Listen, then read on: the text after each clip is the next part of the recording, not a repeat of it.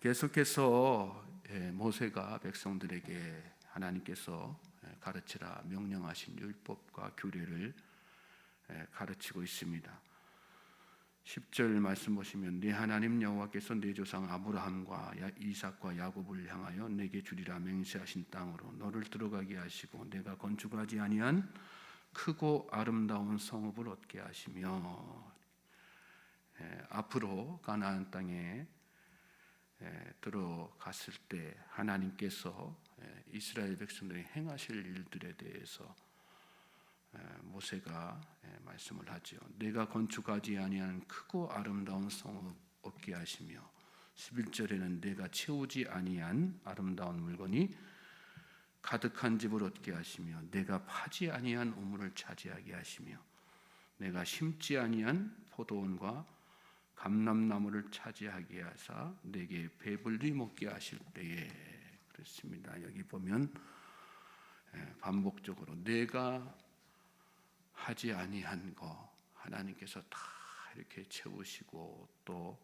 건축하게 하시고 얻게 하시고 차지하게 하시고 거두게 하시고 이렇게 말씀하셨단 말이죠.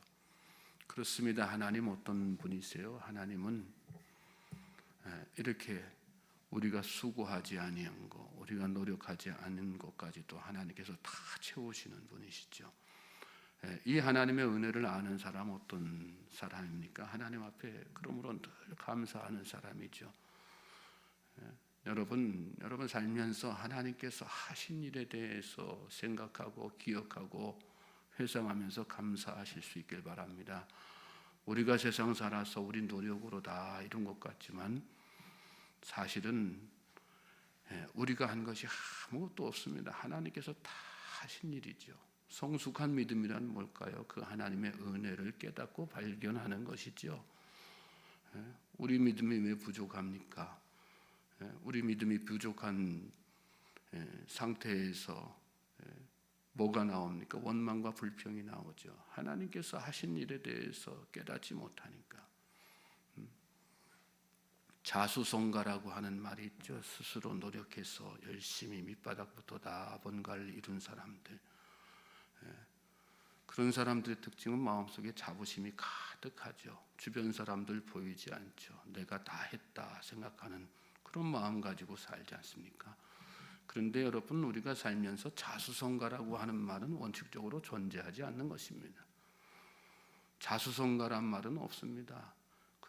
처음부터 시작해 그 근원을 쫓아가 보면 우리가 다 무엇으로부터 시작돼 하나님께서 주신 것으로 하나님께서 허락하신 것으로부터 다 시작되는 것이거든요. 그러므로 우리 믿는 자들에게 자수성가라는 말은 없습니다. 뭐만 있습니까? 신수성가죠. 하나님께서 다 이루시고 하나님께서 다 베풀어 주셨다.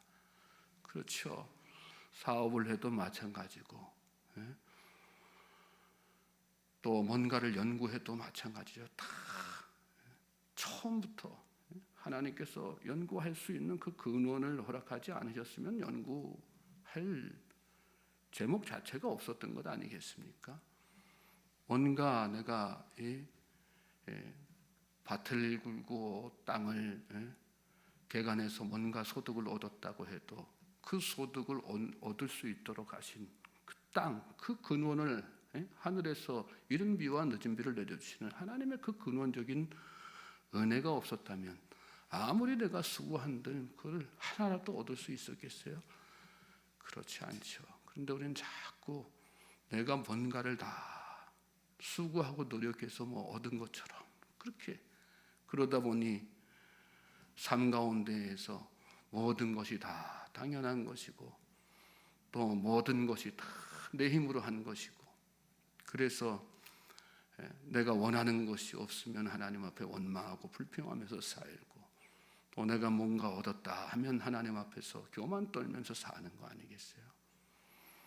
모든 것은 하나님께서 허락하시고 모든 것은 하나님께서 주셨다는 생각 가지고 하나님 앞에 날마다 감사하며 사실 수 있기를 주님의 이름으로 소망합니다. 특별히 모세는 그런 차원에서 12절 말씀 보면 너는 조심하라 이렇게 말씀하셨어요. 너는 조심하여 너를 애굽 땅 종되었던 집에서 인도하여 내신 여호와를 잊지 말고 내 하나님 여호와를 경외하며 그를 섬기며 그의 이름으로 맹세할 것이니라. 모든 거 하나님 앞에 하나님의 은혜 기억하면서 모든 것 하나님 앞에 영광 돌리면서 살아야 된다. 그 이야기하는 것이죠. 저는 저와 여러분이 입술을 열 때마다 하나님 앞에 영광 돌릴 수 있길 바랍니다. 하나님 모든 것은 하나님께서 하셨습니다. 그렇게 감사하며 사십시오. 그럴 때 하나님께서 그 인생을 더 귀하게 여기시고 뭐 하나라도 더 주시려고 하시는 건 아니겠어요? 자녀들을 다 양육하시지만 자녀들이 뭐 할 때 정말 여러분들이 자녀를 양육한 것에 대한 보람과 기쁨을 느낍니까? 감사할 때죠. 나는 부족한, 나는 해준 것도 없는 것 같은데, 근데 나한테 자녀들이 감사한단 말이죠. 얼마나 기뻐요. 힘들게 평생 동안 자녀들 위해서 수고하고 노력하고 헌신한 것들이 한순간에 다 이렇게 사라지지 않습니까? 그냥. 그리고 마음속에 기쁨과 감격과 보람이 막 넘치지 않습니까? 하나님도 마찬가지세요. 하나님께서 기껏 은혜 베풀어 주셨는데 거기에 감사할 줄 모르고 원망하면서 불평하면서 뭐 해준 거 있냐고 하나님. 그러고 살면 하나님께서 기뻐하시지 않죠. 작은 것 하나라도 하나님께서 하셨습니다. 하나님 감사합니다. 그렇게 하나님 앞에 영광 돌릴 때 하나님께서 기뻐하시고, 그럴 때 그리고 더 뭔가 더 내가 더 줄 거 없을까 이렇게 생각해서 그 인생을 축복된 길로 인도해 주시는 것입니다. 그것을 믿고 오늘 하루도 더 감사하면서 하실 수 있길 바랍니다. 너희는 다른 신들 곧 사면에 있는 백성의 신들을 따르지 말라. 너희 중에 계신 너희 하나님 여호와는 질투하시는 하나님이신즉 너희 하나님 여호와께서 내게 진노하사 너를 지면에서 멸절시킬까 두려워하노라. 여기 말씀 보면 15절에 질투하시는 하나님이시다 그랬는데, 인간적으로 우리가 느끼는 누군가에게 시기하고 질투하는 그 감정을 말씀하시는 게 아니에요. 뭐예요? 마땅히 감사하고 또 영광 돌려야 될 백성들이 영광 돌리지 않음으로 말미암아 느끼시는 배신감, 배반감, 그런 감정 말씀하시는 거죠. 하나님은 감사하는 백성을 기뻐하시는 줄로 믿습니다.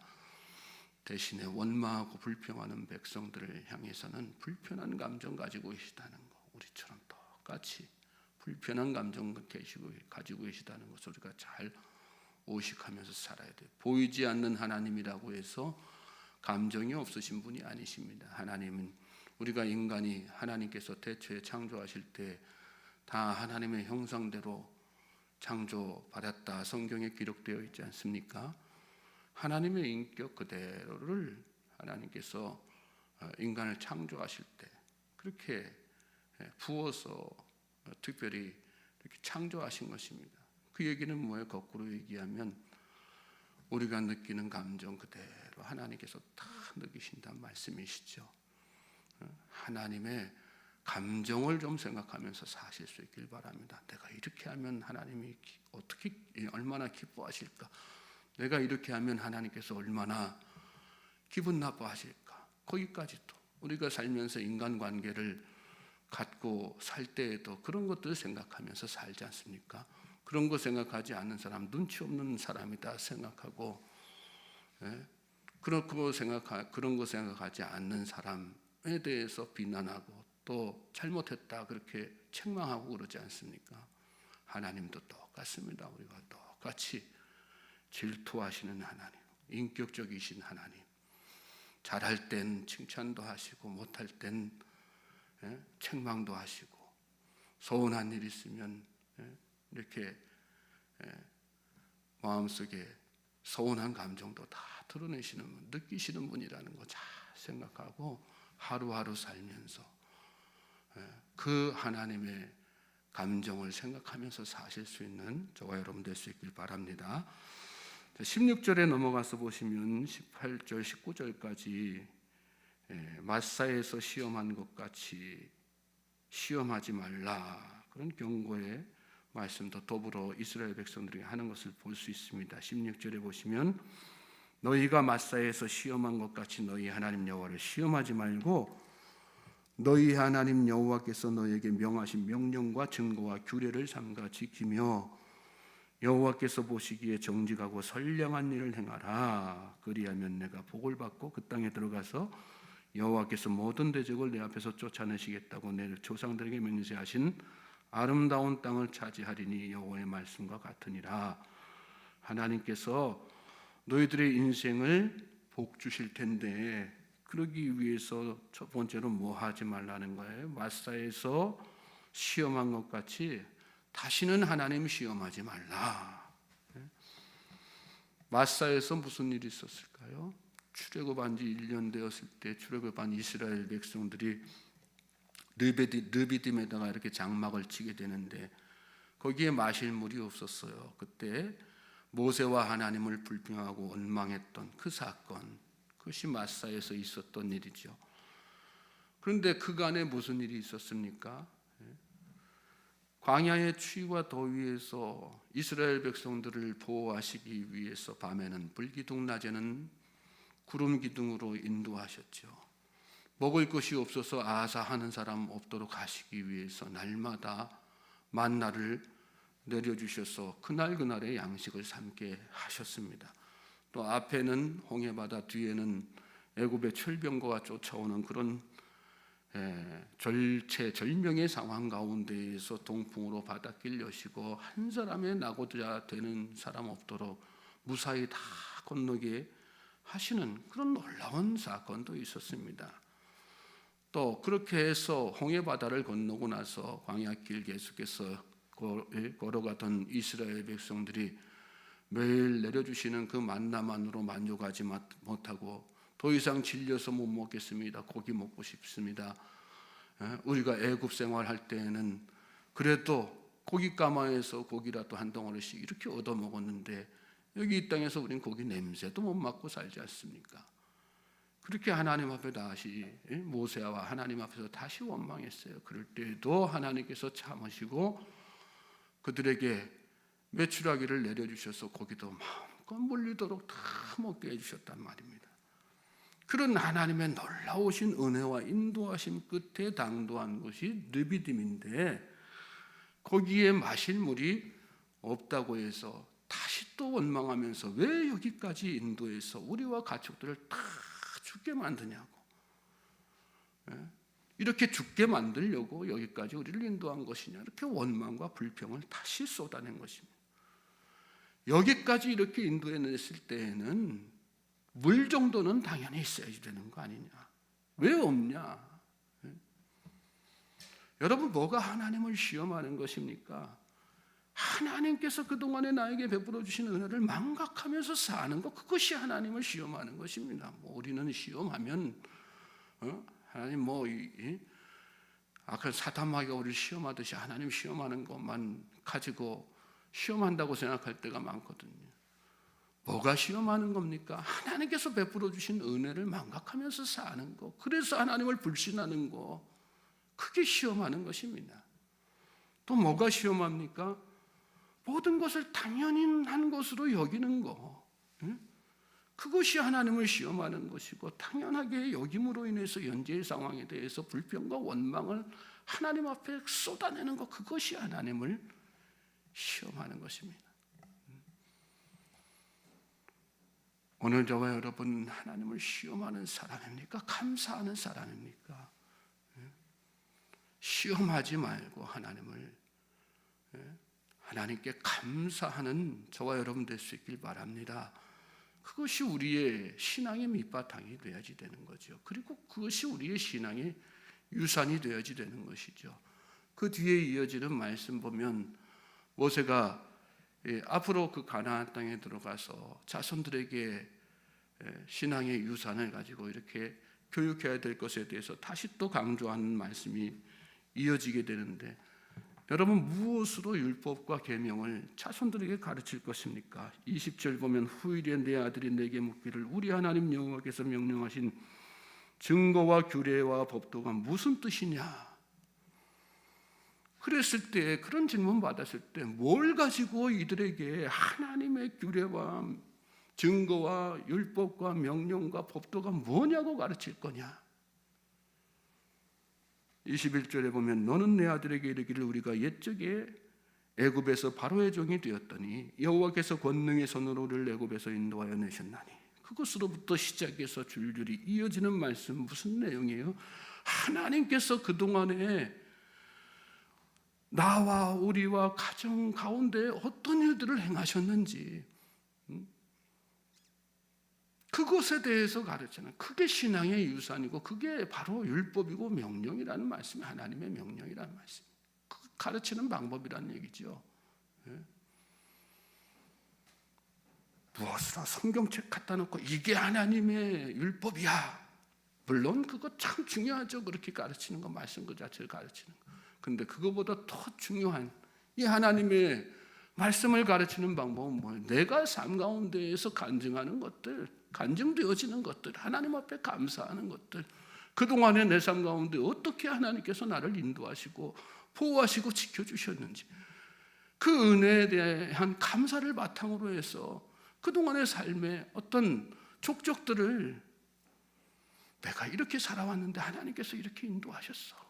그래, 하나님은 살아계신 분이야. 하나님 우리를 인도하시는 분이야. 그게 진짜 하나님의 말씀을 가르치는 것이라 이 말씀이죠. 저는 저와 여러분이 그런 간증이 넘쳐나기를 간절히 소망합니다. 그리고 그 간증을 바탕으로 해서 자녀들에게 살아있는 신앙교육 하실 수 있는 저와 여러분 될 수 있길 바랍니다. 그것이 진짜 신앙의 유산이에요. 그리고 그것이 자녀들에게, 후손들에게 바로 증거될 때, 그때 그 신앙의 유산들이 대대손손 잊혀지지 않고 계속해서 전수되어 나가는 거죠. 입으로만 이렇게 살아야 된다, 저렇게 살아야 된다 하니까 자녀들의 귀에 그게 들어가지 않고 마음속에 박히지 않는 거죠. 삶으로 내가 어떻게 살아냈는지, 하나님께서 내 삶 가운데 어떻게 역사하셨는지 그것을 간증하고 가르칠 수 있는 저와 여러분 될 수 있길 바랍니다. 하나님은 우리의 수고와 노력이 아니라 하나님의 전적인 은혜로 우리를 인도하시고 보호하시는 분이십니다. 그리고 모든 것은 다 하나님께서 하시고 당연한 것은 아무것도 없습니다. 우리 삶 가운데 모든 것이 다 하나님의 은혜입니다. 감사하는 마음으로 그렇게 감사 가운데 행하신 하나님의 나를 향하신 놀라운 은혜와 역사들을 자손 만대에 계속해서 전수해 나갈 수 있는, 그래서 가정이 영원토록 천대까지 이르는 하나님의 축복을 받는 그런 복된 가정 될 수 있기를 주님의 이름으로 소망하고 축복합니다.